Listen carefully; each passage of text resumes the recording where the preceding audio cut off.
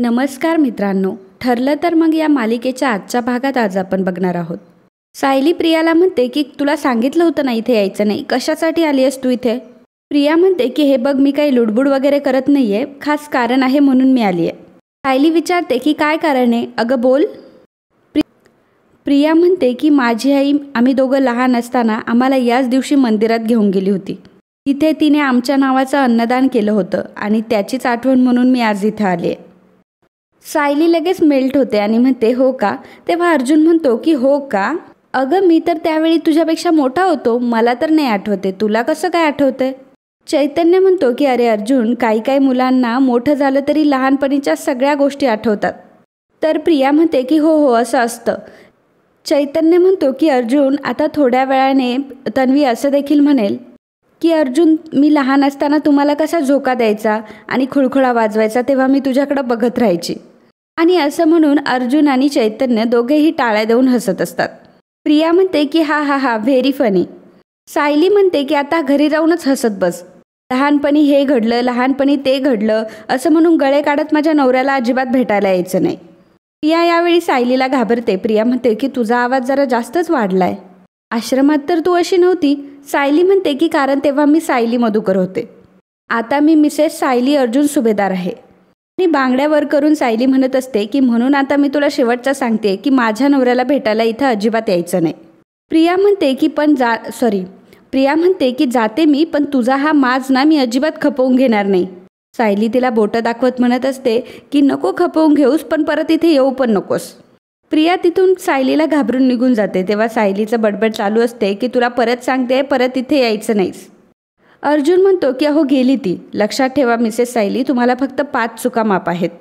चैतन्य म्हणतो की अरे काय चाललंय तुमचं, ती तन्वी आल्याच्या आधी तुम्ही कसं बोलत होतात, ती आणि तन्वी आल्यावर तुम्ही कसं बोलत होतात, आणि आता कसे वागताय, कुठून आणता तुम्ही एवढी रूपं. अर्जुन म्हणतो की चैतन्य, आता हेच आमचं लाईफ झालंय, घरात सगळ्यांसमोर आम्ही असेच असतो ॲक्टिंग करत. Best lovable couple of the world, I mean best fake couple of the world. तर इकडे अस्मिता किचनमध्ये असते, म्हणजे पहिल्यांदाच किचनमध्ये असते. तेव्हा तिला प्रियाचा फोन येतो. प्रिया अस्मिताला म्हणते की मला तुला आत्ताच्या आत्ता भेटायचं आहे.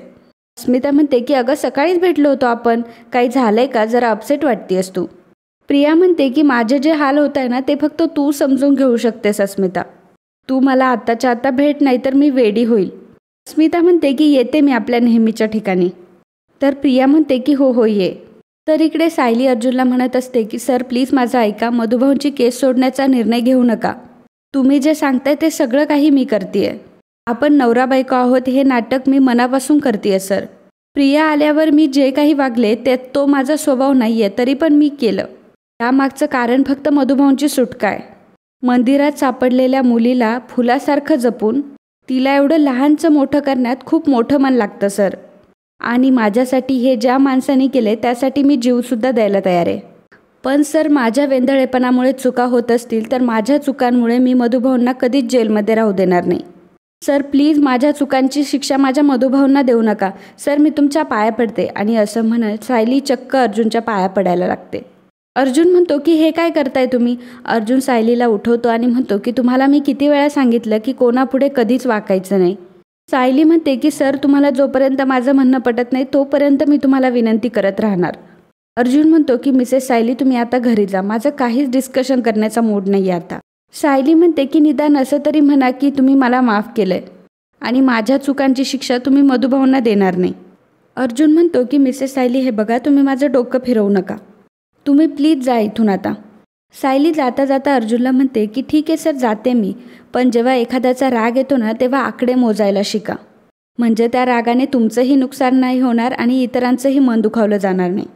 सायली तिथून निघून गेल्यावर अर्जुन चैतन्याला म्हणतो की हे बघ, आता माझ्या पुढे कशा उभ्या होत्या शांतपणे, पण जाता जाता लेक्चर द्यायला काय मला विसरत नाही. मिसेस गडबड घोटाळा. चैतन्य म्हणतो की अर्जुन ती तुला काहीच बोलत नाही, पण तू सतत तिला डॉमिनेट करत असतो. अर्जुन म्हणतो की मी, तर चैतन्य म्हणतो की का फक्त तीच चुकतेस का, तू नाही चुकत का, आता इथे एवढी मोठी घोडचूक केली आहेस तुला माहिती आहे. अर्जुन म्हणतो की काय केलं मी. चैतन्य म्हणतो की एवढा मोठमोठ्याने ओरडत होता आणि तितक्यात तन्वी आली, तिने जर काय ऐकलं असतं तर. अर्जुन अरे ऑफिस आहे हे, तू एवढ्या मोठ्या मोठ्याने ओरडत होता की बाहेर कोणीही सहज ऐकलं असेल. मग आता सायलीने काय म्हणायचं की हो सर तुमच्या 5 चुका झाल्या, 6वी चूक झाली तर मी जाईल, असं असतं का? चैतन्य तिथून निघून जातो तर अर्जुन देखील विचार करायला लागतो. तर इकडे प्रिया अस्मिताची वाट बघत असते. तेवढ्यात अस्मिता येते. अस्मिता म्हणते की काय झालं ग, एवढ्या घाईघाईने मला बोलावून घेतलंस? प्रिया म्हणते की मी माती खाल्ली आणि तू करेक्ट होतीस हेच सांगायला मी तुला इथं बोलवलंय. अस्मिता म्हणते की मी नेहमीच करेक्ट असते, पण तू आत्ता कशाबद्दल बोलतेयस? तर प्रिया म्हणते की अर्जुन आणि सायलीमध्ये काहीच बिनसलेलं नाही आहे. उलट त्यांचं गुलूगुलू खूप वाढलंय. घरी काय तर अर्जुनच्या ऑफिसमध्ये सुद्धा तेच करतात. म्हणून तर त्या सायलीवर माझ्यावर आवाज चढवायची हिंमत आली आहे. अस्मिता म्हणते की 1 मिनिट, ऑफिसमध्ये काय सुरू आहे आणि सायलीने तुझ्यावर आवाज कसा काय चढवला? प्रिया म्हणते की अगं मी अर्जुनच्या ऑफिसमध्ये गेले होते तेव्हा होते तिथे ती सायली. तिने जरा 4 गोष्टी मला जास्तच सुनावल्यात. अस्मिता म्हणते की घरी किती साधेपणाचं आव्हान ते, तिचे खायचे दात वेगळे आणि दाखवायचे दात वेगळे. प्रिया म्हणते की पण आता तिला धडा शिकवण्याची वेळ आली आहे. तर अस्मिता म्हणते की अगं काहीतरी वेगळं करायला पाहिजे, तू काहीतरी डोकं चालव ना. प्रिया म्हणते की मी एक काम करते, मी तुमच्या घरी येते तर तू पूर्ण आजीचा एखादा दागिना मिळवण्याचं काम कर. अस्मिता म्हणते की त्यात मिळवायचा कशाला, मी सांगते पूर्ण आजीला तुझा एक दागिना दे म्हणून. प्रिया म्हणते की तू पूर्ण आजीला यात इन्व्हॉल्व करू नको, तर खरा ड्रामा सुरू होईल. आणि मग आपण एक काम करूया, आपल्याला जसा चान्स मिळेल तसा आपण तो दागिना सायलीच्या बॅगेत टाकूयात आणि मग बोंबाबोंब करूया की पूर्ण आजीचा दागिना चोरीला गेलाय. अस्मिता म्हणते की आता मी पुढचं सांगते. मग तो दागिना सायलीच्या बॅगमधून काढायचा आणि पूर्ण आजीला म्हणायचं की पूर्ण आजी हा घे तुझा दागिना आणि ही तुझी चोर. प्रिया म्हणते की आय नो ही जुनी ट्रिक आहे पण वर्क नक्कीच करेल. तर इकडे मैपतने एका माणसाच्या डोक्यावर बंदूक रोखलेली असते. साक्षी म्हणत असते की अहो अण्णा काय चाललंय तुमचं, सोडून द्या बरं त्याला आधी. मैपत त्या माणसाला म्हणतो की माझे जर पैसे परत आणले नाही तर तुला इथंच ठोकून टाकेल. मैपत त्याला काढून देतो. तो माणूस तिथून निघून जातो. साक्षी म्हणते की अहो अण्णा किती वेळा सांगायचं तुम्हाला की नो व्हायलन्स म्हणून. मैपत म्हणतो की बापाला अक्कल शिकवायची नाही, ज्याला ज्या भाषेत कळतं त्याच भाषेत सांगायचं असतं. आणि माझ्या धंद्याच्या टाईमला तू इथं कशाला आली आहेस सांग? साक्षी म्हणते की आपल्याच कामासाठी आली आहे. हे बघा आपल्या कंपनीची फेक प्रोफाईल बनवली आहे मी. आणि अण्णा आपण आता त्या आश्रमाच्या लिलावामध्ये भागसुद्धा घेऊ शकतो आणि कोणाला शंका देखील येणार नाही.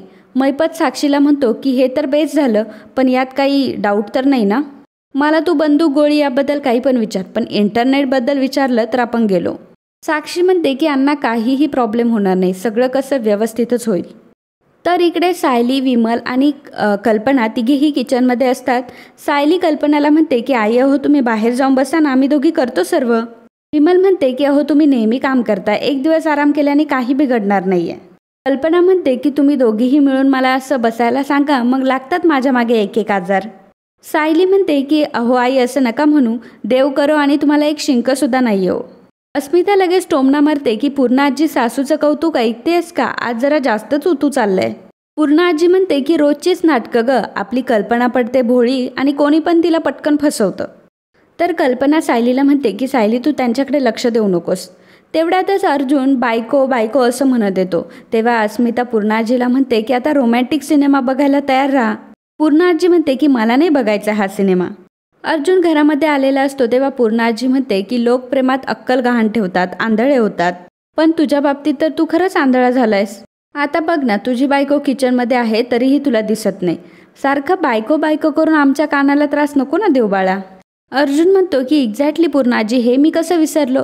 आपल्या घरात माझी बायकोच एकटी आहे की जी किचनमध्ये काम करत असते, फक्त नुसतं बसून गॉसिप करत नाही ती. तर अस्मिता म्हणते की तुला काय म्हणायचं, पूर्ण आजी आणि मी आम्ही दोघीजणी गॉसिप करतो. अर्जुन म्हणतो की मी तर फक्त हे म्हणतोय की आपल्या घरामध्ये फक्त माझी बायकोच काम करताना दिसते, बाकीचे तर मला गॉसिप करतानाच दिसतात. पूर्ण आजी म्हणते की ज्या वयात मला काठी घ्यायचे त्या वयात मी किचनमध्ये जाऊन काम करू. अर्जुन म्हणतो की नाही ग आजी, तू आणि मम्मा फक्त आराम करा, आमच्यावर लक्ष ठेवा. पण मग या घरातील बाकीचे जे यंग लोक आहेत त्यांचं काय? तर अस्मिता म्हणते की बघ बघ पूर्ण आजी, आधी मला म्हणत होता की मी फक्त गॉसिप करते आणि आता म्हणतोय की मी काहीच काम करत नाही. अर्जुन म्हणतो की तुला कुठे म्हटलं मी, मराठीत एक म्हण आहे, चोराच्या मनात समथिंग समथिंग. अस्मिता म्हणते की चांदणं.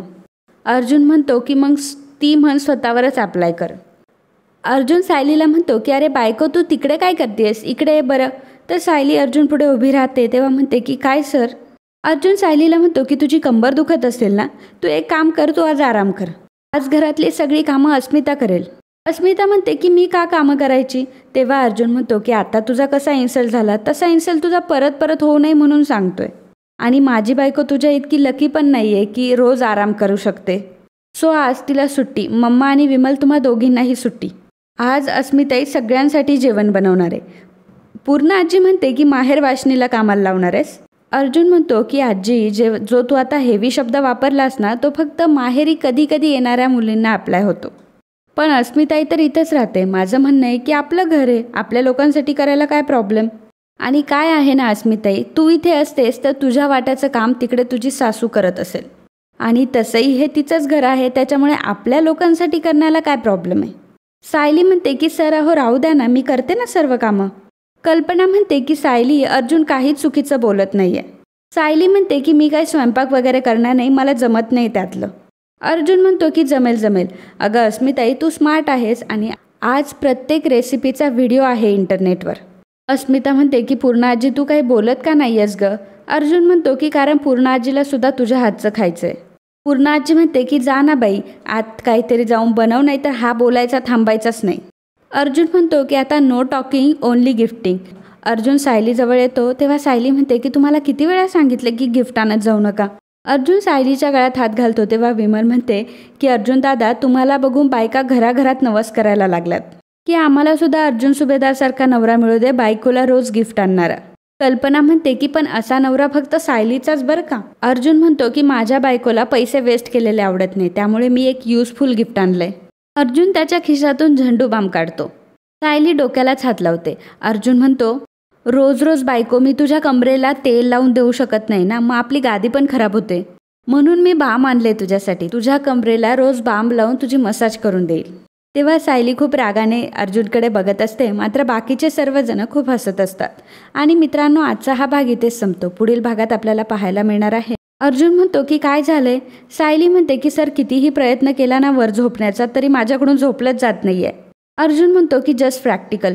आपण एक काम करूया, बेडच्या आपापल्या साईडला बसूयात, 3वर काउंट करूयात आणि मग घट्ट डोळे झाकून पटकन झोपूयात. अर्जुन आणि सायली दोघंही बेडवर असतात. 1 2 3 म्हणतात आणि दोघंही झोपून घेतात. अर्जुनचं तोंड एकीकडे असते, सायलीचं तोंड एकीकडे असतं. अर्जुन कोंडी करून झोपलेला असतो तेव्हा सायली उठते आणि अर्जुनकडे बघत असते. तर मित्रांनो असेच ठरलं तर मग या मालिकेचे अपकमिंग एपिसोड बघण्यासाठी आत्ताच आपल्या चॅनलला सबस्क्राईब करा.